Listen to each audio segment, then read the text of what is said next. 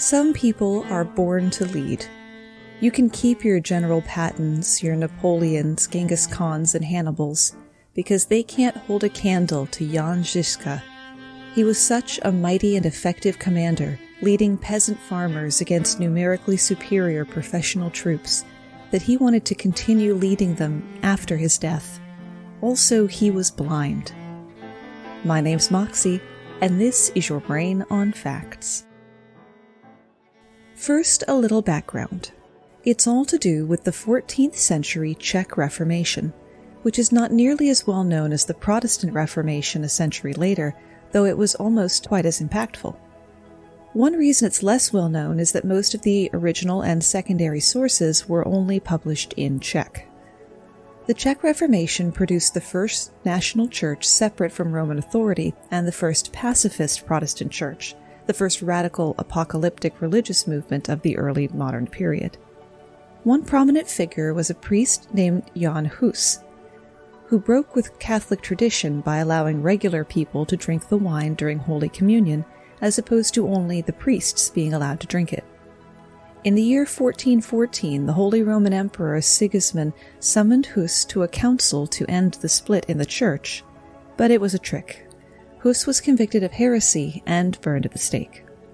4 years later, the Hussites started on the road to a full-scale revolt against the Catholic Church by storming the town hall in Prague to liberate imprisoned Hussites. They meant to keep it low-key, but someone inside the town hall threw a stone at them. That flipped the switch and led to the first defenestration of Prague, where the Hussites stormed the building and threw at least 7 people out of a second-story window. The first defenestration of Prague, thus called because there would be a second one, is widely accepted as the event that kick-started 20 years of Hussite wars. Luckily for the Hussites, they chose Jan Zizka to lead them when the Pope called for a crusade against them. Zizka began his military career as a mercenary, fighting for whoever could pay. It was during that time, at the Battle of Grunwald in 1410, that Zizka lost one of his eyes. Not just damaged, removed right from his head. Normal humans would crawl to the sidelines, but Zizka was still instrumental in victory that day. The Hussites were outnumbered and outmatched by the German army. The Hussites were farmers without training or proper weapons, while the Germans were one of the largest and most disciplined military forces of the time. The Czech or Bohemian forces included old people, women, and even children. Zizka taught them how to fight with what they had, how to use their grain flails, a long stick with a short stick tied to the end that they used to thresh wheat, and now use as a weapon. Zizka used the terrain of the battlefield better than any other field marshal of his day, and would go on to design new military hardware as well as tactics. When King Sigismund invaded, Zizka led his farmer soldiers to a defensive position on a hill outside the city then called Witkov. From the hill, the peasant forces were able to repel the Crusaders, ending the German siege of Prague. It took a year of constant fighting, but Zizka was eventually able to push the Germans out of Bohemia. Sigismund would reinvade later, and his forces managed to encircle Zizka and his men. In a daring maneuver, Zizka broke through the enemy lines and returned with an army of reinforcements to cause huge losses to the Germans. Sigismund lost most of his men, and those who remained were put to death when angry Czechs stormed their last stronghold. Zizka led his farmer soldiers on an incredible winning streak, despite being constantly outnumbered and outgunned. He created a system of signal flags to tell the wagons that made up their defensive perimeter where and when to move apart, to let their, until that moment, hidden reinforcements charge through. Zizka created an armored division nearly 5 centuries before the first tanks would roll across Europe. He had wagons plated with armor from which cannons could be fired, crossbows shot, or just rocks thrown.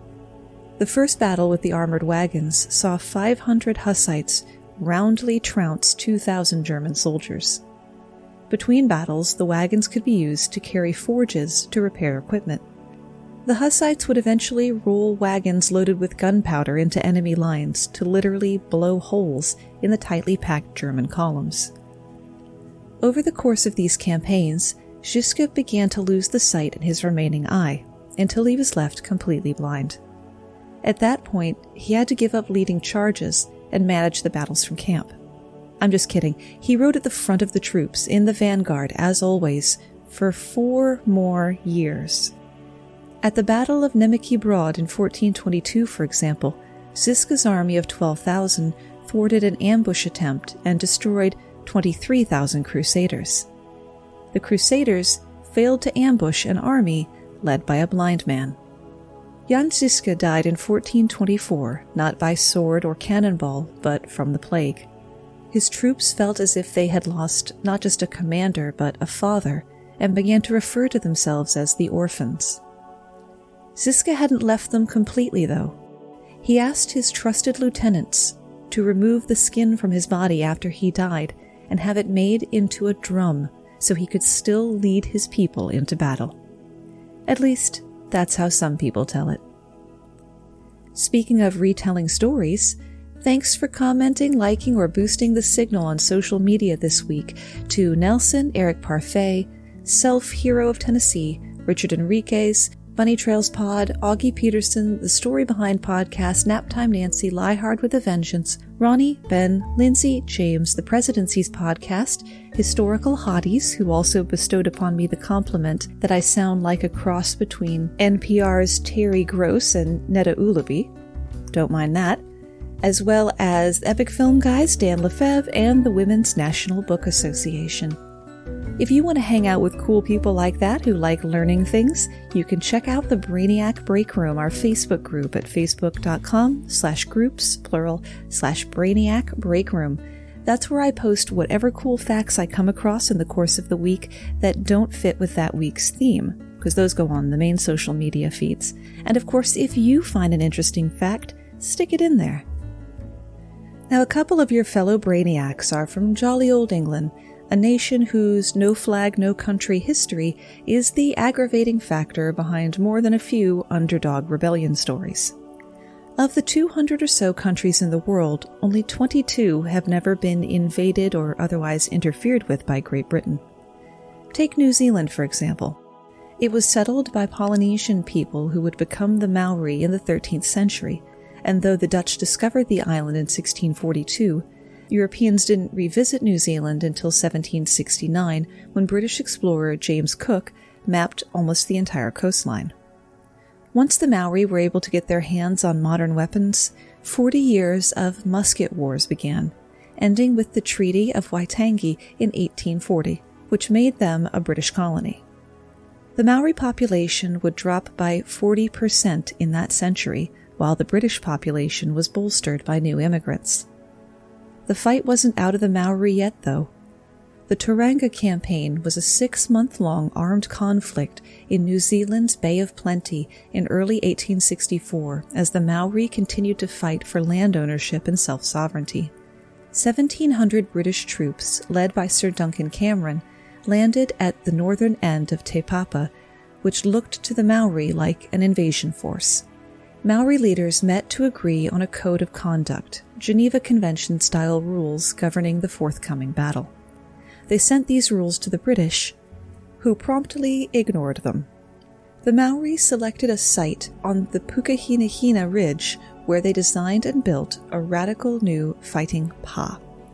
A pa is a hill fort, a defensive position carved out of and built up from the national elevation, as well as a way to test whether or not I'm popping peas on my mic. This one was called Gate Pa, because there was a gate somewhere nearby. Apparently, I couldn't find a good explanation. The years of the musket wars had led to a major change in traditional pa design, to one of protection against the new military technologies they were faced with, such as artillery and rockets, which was good because Cameron's men had a 110-pound Armstrong gun, 2 40-pounders, and 2 6-pound Armstrong guns, plus plenty of smaller artillery. Picture a hillside with 3 trenches dug into it, one above the other, mostly covered by shelters of branches except for a small firing slit. The trenches were not dug in a straight line, but rather a zigzag. This would stunt the explosive and percussive force of any rounds that landed in the trench, rather than letting that force blow down the straight trench to get as many men as were there. The zigzag was also disorienting to invading troops moving through the trench.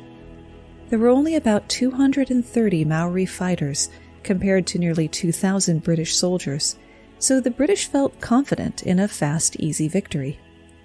One division was sent around the Pa to cut off the Maoris' escape route and resupply line. At first light on April 29, 1864, an intense barrage began, the heaviest artillery bombardment in the New Zealand wars at 30 tons. Those 30 tons only managed to kill about 15 Maori, because the flagpole that the British were targeting was not inside the Pa, but well behind it. They even managed to hit some of their own troops. At 4 p.m., after 9 hours, and with a breach in the palisade having been made, Cameron gave the order to attack. British soldiers stormed the trench 4 abreast, only to find the Pa empty. For 5 minutes, there was nothing. Silence. Captain G.R. Greaves, who was with the leading party, left the Pa to report to Cameron that the fort had been captured. Or so he thought. A volley of shots blasted the British, taking out several officers. The Maori had been hiding in bunkers inside the hill. Having been oppressed by British soldiers for so long, they knew what officers looked like to target them. 10 officers were killed along with 21 soldiers, and 80 more were wounded. The Maori were armed with shotguns, which would have been rubbish in an open field, but were superior in close quarters. The Brits fled the Pa. Reliable details of the battle are thin on the ground. One account holds that the regiment sent to the rear charged the Pa, but were mistaken by the Brits as the front of reinforcements for the Maori. It's just as likely the British troops were so taken off guard that it became every man for himself. That night, out of ammunition and without supplies to withstand a long siege, the Maori quietly abandoned the Pa, passing through the lines of the regiment behind them and fleeing across the surrounding swamps before dispersing. They took their wounded and what British muskets they could grab and disappeared into the night. Honoring the code of conduct, the wounded British soldiers were not mistreated or robbed, but instead given water before the Maori left. 2 days after the battle, the British approached the Pa again, finding it deserted. For real this time. The dead and wounded were carried from the battlefield. There was a great outcry from the public both in New Zealand and England that a force of 1,700 British soldiers and sailors could have been defeated by about 200 Maori. You'll have to imagine I had a very clever segue right here, because I just couldn't think of one. I'd like to thank Maria for leaving a recommendation for Your Brain on Facts on Facebook, saying, "I started listening to this podcast on Pandora and I'm addicted." She also let me know that when you look on the education category on podcasts on Pandora, at least when she did, I was number 3. The only 2 things ahead of me were TED Talks. That ain't nothing, y'all. For anyone who has interacted with the Facebook page, I'm not getting updates on my phone correctly again, so please forgive me if I haven't responded to you in a timely manner. I would also like to thank Star Sharon, who left us a 5-star review on Apple Podcast, saying, "This podcast is full of interesting facts. The facts are a mixture of everything known about the episode's subject. I've always been a person that would just sit and read the encyclopedia or read every article and research paper on every subject I can. I'm endlessly searching for knowledge. This podcast feeds my desire to know about everything. I like that the host doesn't talk down to listeners or dumb down her vocabulary, and her voice is a pleasure to listen to. Thank you particularly for this, Star Sharon. My vocabulary, my natural, flowery way of speaking, my belief that why use 3 syllables when you could use 18, that's just how I talk, and I have had people fuss me out no end my entire life. One of my retail jobs, all of my coworkers got together and complained to my manager about it, saying I was trying to talk over everyone's heads and make them feel dumb, which I've never, ever done in my life. This is just how I talk. and to have people who appreciate that quirk about you, means the world.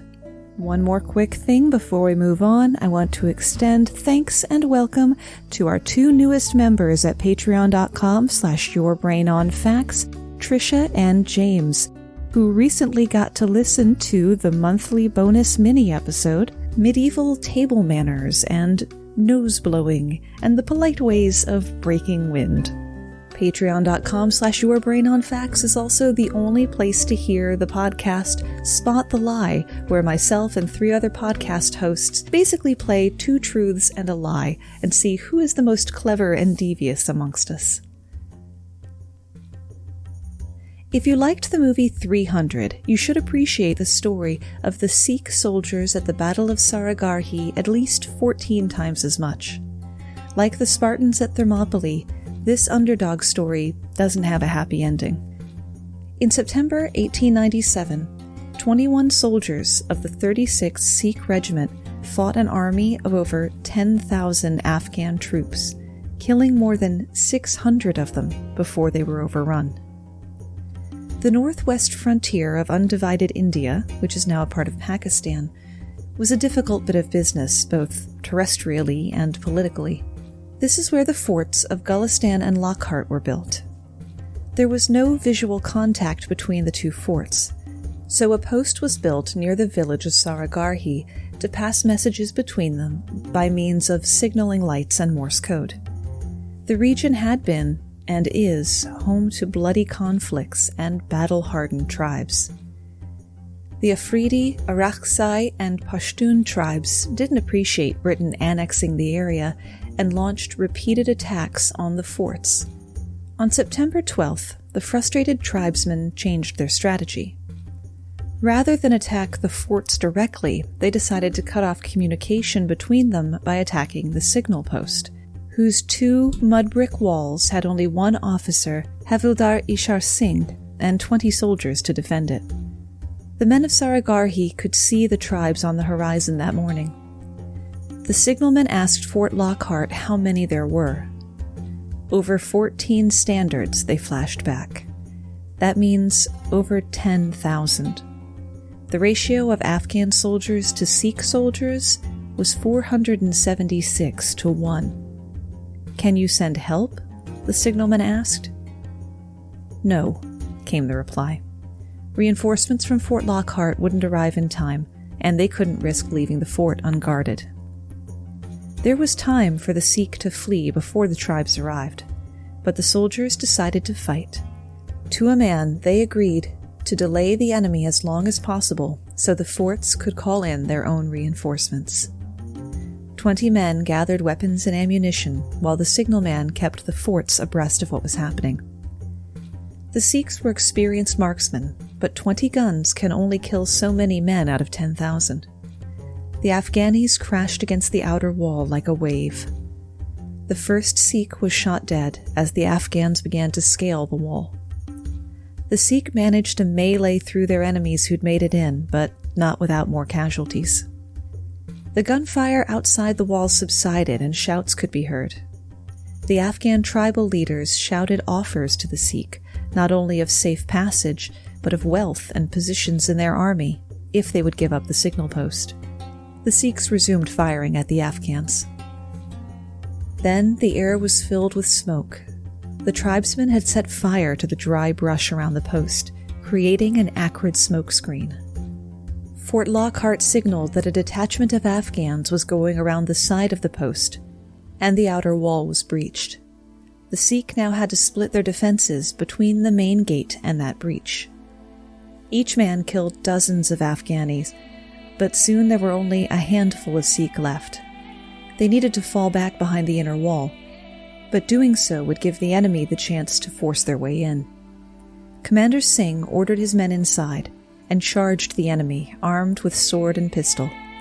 His fight was valiant, but brief, though it did buy his men the time they needed to get through the inner wall. No one was operating under the delusion of hope that he was going to make it out alive. Their goal was to delay the enemy and reduce their numbers as much as possible before being killed. The inner gate fell quickly. The signalman who'd been relaying constant updates to Fort Lockhart asked permission to leave his post to fight. He was the last Sikh alive. He killed as many as 20 Afghans before being overtaken. Colonel Houghton at Fort Lockhart said that he could hear the signalman shouting the Sikh battle cry, "Ole so nihil, Sat Sri Akal," shout aloud in ecstasy, "True is the great timeless one." When the smoke cleared, the Sikh were dead, but they had held 10,000 Afghan soldiers at bay for almost 3 hours, long enough for reinforcements to reach Fort Lockhart. After the battle, Colonel Houghton related to the top ranks of the British Indian Army what he had seen through his telescope and what the signalman had sent. As a result, the 21 soldiers who died that day were awarded the Indian Order of Merit Class 3 award. It was the first time in history that each and every member of one unit had won such an award in a single battle. Today, the 12th of September, is celebrated as Saraghari Day, to honor the sacrifices made by those 21 brave soldiers, observed not only in India, but in Britain as well. When most people think of World War I, they picture the barbed wire and trenches of the Western Front, of Flanders Field and Normandy. But much of the heaviest fighting was done on the Eastern Front between Russia and Germany. Russia was a major threat to Germany's ambitions, putting the Soviets squarely in the Reich's reticle. One obstacle in Germany's way in specific was Auschwitz Fortress, located in modern-day Poland, which not only stopped Germany from advancing past it, but forced them to keep soldiers in the area instead of sending their troops to other fronts where they were needed.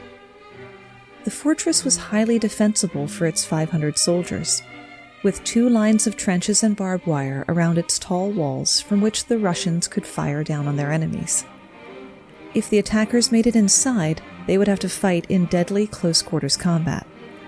That's no mean feat. To put a Bristol spin on it, Russians are well hard. They handily repelled the first attack of over 10,000 German soldiers in September of 1914. The following February, Germany attacked again with numerically superior forces. It took 5 days of heavy fighting just to force the Russians back behind the first defensive line.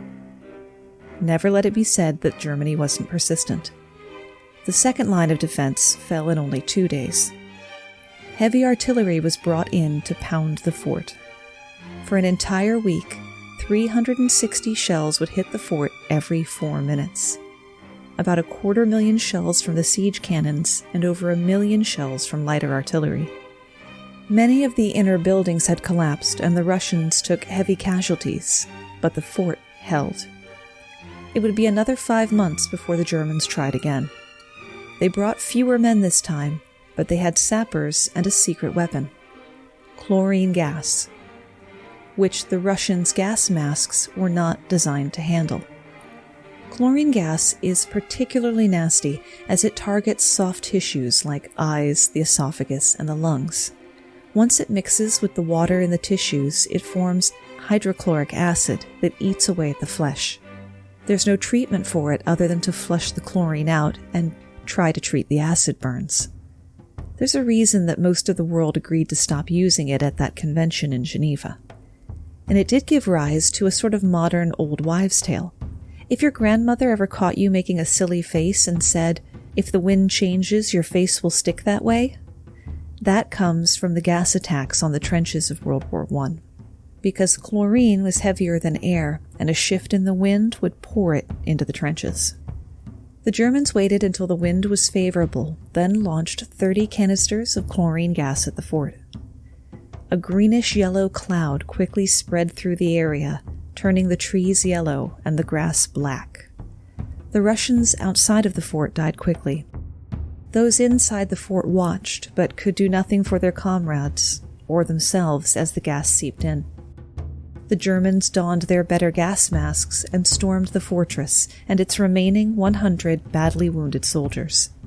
The Germans made it into the inner fortifications to meet a gruesome sight. Dozens of Russians with bloody rags wrapped around their chemical-burned faces, coughing blood and even lung tissue, were charging the attackers. Some of the invading troops fired, but many, panicked by the terrifying spectacle and the Russians' refusal to die, retreated from the fort. Some were so startled they dropped their rifles and machine guns, leaving them behind as they fled. Some retreating Germans even got tangled in their own barbed wire. The Russians fired on the fleeing Germans with rifles and artillery. That counterattack allowed time for 2 more Russian companies to move up and retake the fort before the Germans could regroup. Almost all of the soldiers in and around the fort during the gas attack would die from their wounds, but their deaths were not in vain. Oswick Fortress held just long enough to protect retreating Russian forces in the area and hamper Germany's plans. The newspaper called what happened there that day the Attack of the Dead Men. And that's where we run out of ideas, at least for today. I'll leave you with one last example, but one where the larger force started as the underdog. Queen Boudica of the Iceni. After being thoroughly and righteously PO'd by the Romans, she organized the various tribes of Briton Celts and did more damage to Rome than they could ever have expected. It all came to an end, though, when her force of between 100 and 200,000 faced a mere 10,000 Roman soldiers. Unfortunately for the Britons, tactics and discipline go a long way, even when you're outnumbered at least 10 to 1. General Suetonius chose a narrow valley that would squash Boudica's troops even more than it was squashing his. A few volleys of javelins from the heavily armored Roman soldiers, and the Britons descended into chaos, their own wagons blocking their retreat. Suetonius sent in his cavalry, and that was it for the Iceni, ensuring Roman control of Britain for centuries to come. Remember, you can always find the full script and links to the research sources at yourbrainonfacts.com. Thanks for spending part of your day with me.